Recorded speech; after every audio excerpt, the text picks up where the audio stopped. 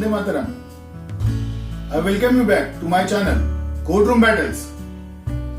Friends, my name is Dr. Tushar Mandlekar and I am a practicing advocate in Bombay High Court since last 13 years. I did my LLM and PhD from Nagpur University and I was a faculty at Nagpur University in LLM department 10 years ago. This channel is specifically created for the purpose of discussion on law, case laws, judgments and various other factors related to the law. If you are a lawyer or if you are an aspiring lawyer or if you have interest in law, this is the channel, friends, where you can join me and enjoy this beautiful journey of evolution of law in India in last 70 years. Welcome back to my channel, Courtroom Battles.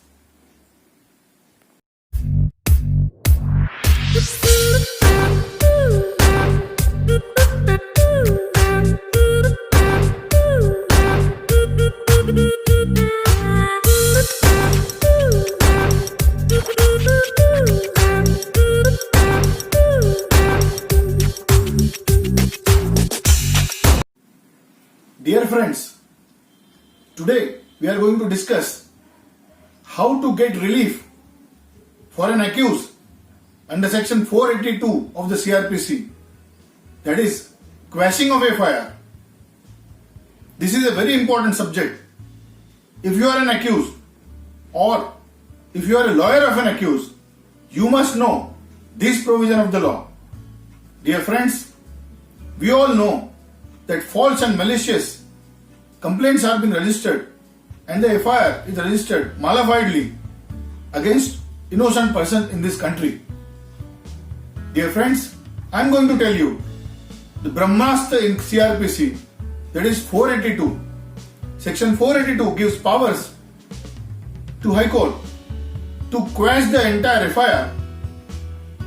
So this is the section which is required to be used very smartly by the criminal lawyers in favor of their clients.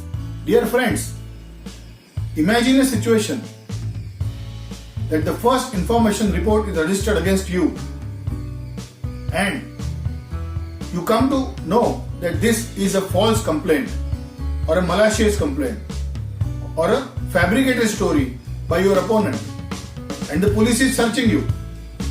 So you are scared of the law. Everybody knows that the police will arrest you. So what exactly you will do? You will rush to your lawyer and the lawyer obviously will try to secure a bail. So the first step after registering the FIR would be getting an anticipatory bail for your client. And if your client is arrested, then you will have to file a regular bail before the magistrate. So the quashing of the FIR comes immediately in the picture when the FIR is registered against you. So the first requirement is you have to have a FIR registered against you. Mind well, friends, that this is the power of the High Court which needs to be sparingly used.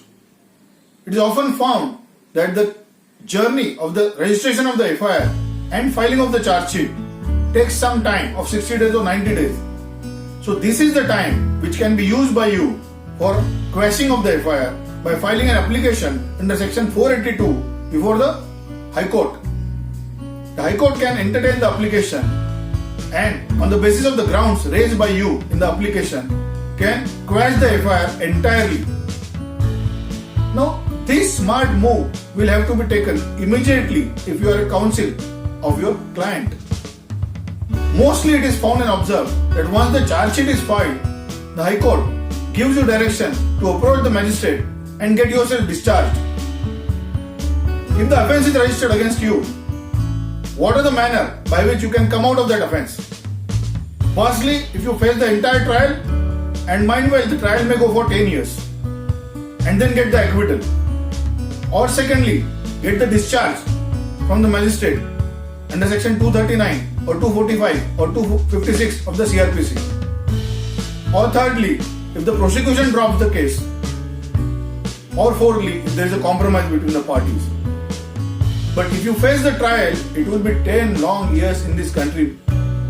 Mind well, most of the criminal trials take a lot of time in this country.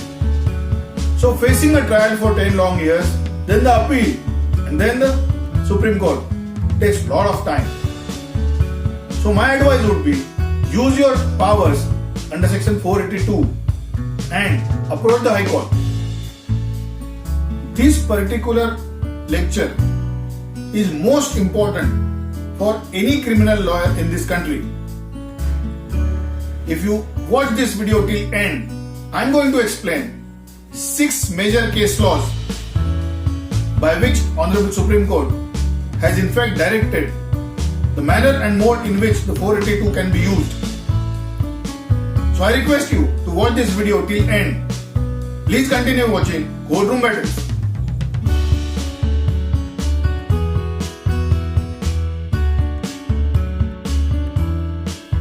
Dear friends, Section 482, Saving of Inherent Powers of High Court.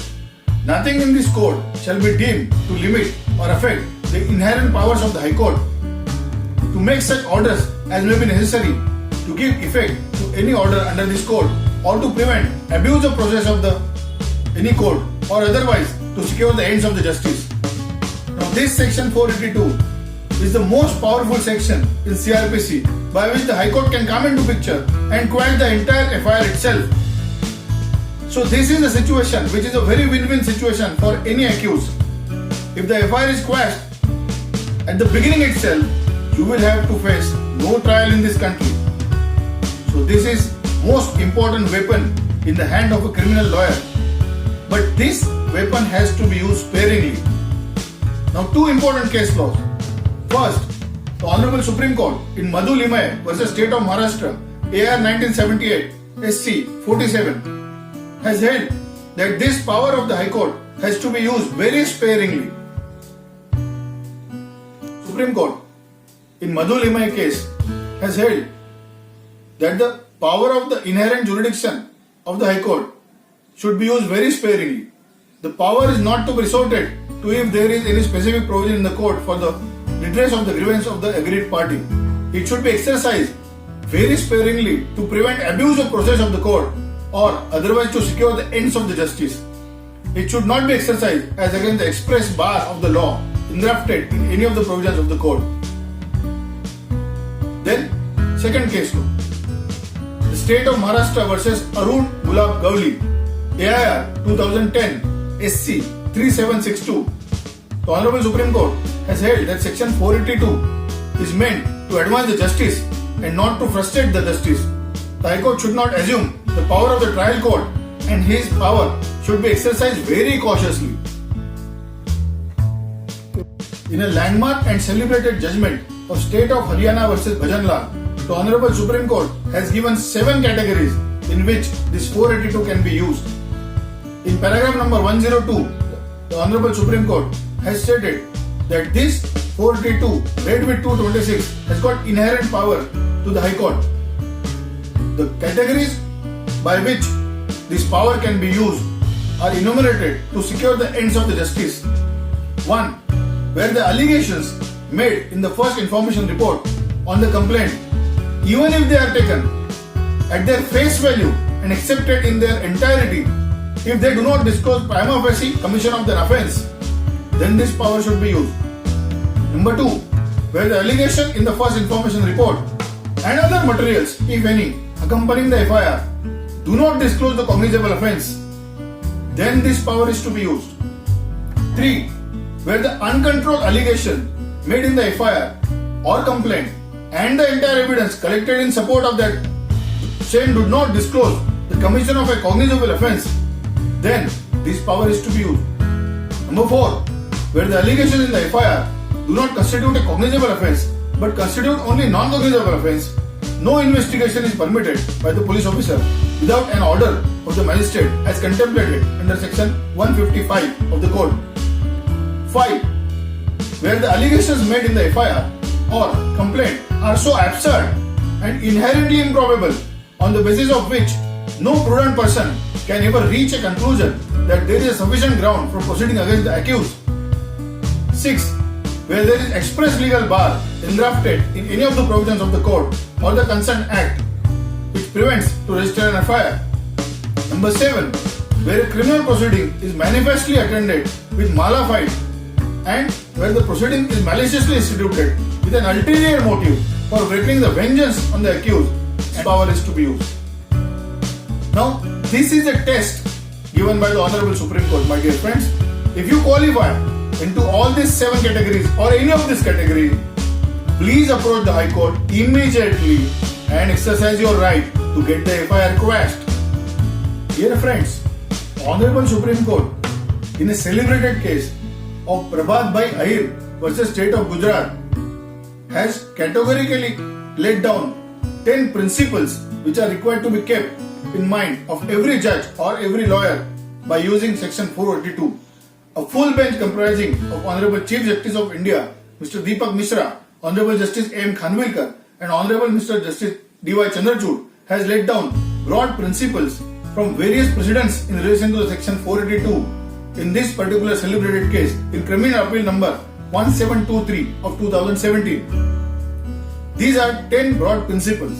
1. Section 482 preserves the inherent powers of the High Court to prevent abuse of process of any court or to secure the ends of the justice. Number 2. The invocation of the jurisdiction of the High Court to quash false information report or a criminal proceeding on the ground that a settlement has been arrived at between the offender and the victim is not the same as the invocation of the jurisdiction for the purpose of the compounding of an offence. While compounding of an offence, the power of the court is governed by the provisions of Section 320 of the Code. The power to quash is governed under Section 482. It is attracted even if the offence is non-compoundable. Number 3. In forming an opinion whether a criminal proceeding or complaint should be quashed in exercise of jurisdiction under Section 482, the High Court must evaluate whether the ends of justice would justify to exercise the inherent power. Number 4. While the inherent power of the High Court has a wide ambit, it has to be exercised A. to secure the ends of justice or B. to prevent the abuse of process of the court. 5. The decision as to whether a complaint or FIR should be quashed on the ground that the offender and the victim have settled the dispute revolves ultimately on the facts and circumstances of each case, and no exhaustive elaboration of the principles can be formulated. Number 6. In exercise of the powers under Section 482 and while dealing with a plea that the dispute has been settled, the High Court must have due regard to the nature and gravity of the offence. Heinous and serious offences cannot be settled or cannot be quashed. Involving mental depravity or offences such as murder, rape, dacoity cannot be quashed even though the victim is pressurized and settle the dispute. Number 7. As distinguished from the serious offences, there may be criminal cases which have an overwhelming or predominant element of a civil dispute. They stand on a distinct footing insofar as the exercise of the inherent power to quash is concerned. Number 8. Criminal cases involving offences which arise from the commercial or financial or mercantile partnership or similar transaction with an essential civil flavor may in appropriate situation fall for quashing the affair. Number 9. In such cases, the High Court may quash the criminal proceeding if, in view of it, the compromise between the disputes of the parties is possibly arrived.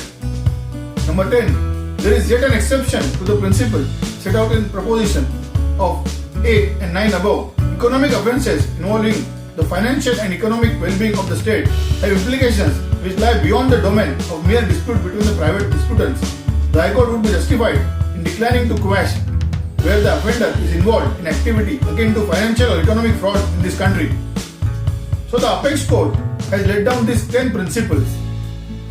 Every High Court will have to carefully look into these 10 principles and then only pass an order of quashing. But mind well, friend, if you are a smart lawyer, you will try to qualify your client in any of these categories. Landmark case number 5. The Supreme Court decision in Narinder Singh versus State of Punjab 2014 6 SCC page 466 and State of Tamil Nadu versus Vasanthi Stanley 2016 1 SCC 376 says that the power confirmed under Section 482 of CRPC is to be distinguished from the power which lies in the court to compound the offences. No doubt, under Section 482 of the Code, the High Court has inherent power to quash the criminal proceedings, even in those cases which are not compoundable, where the parties have settled the matter between themselves.